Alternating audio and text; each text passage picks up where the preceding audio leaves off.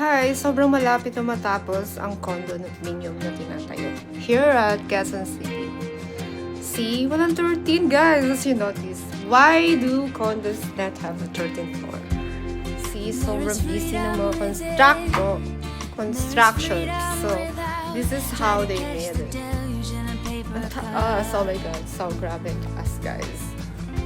As you can see, what is so, paano nila gagawin? Pupunta sila doon sa taas. Sobrang taas. And para makatrabaho yung manpower nila. Oh my God. That's the side. Calling. So amazing. The big question, why there's no 13th floor in the building? So, just talk to me. Send a comment, guys. Follow, subscribe. Talk to me soon.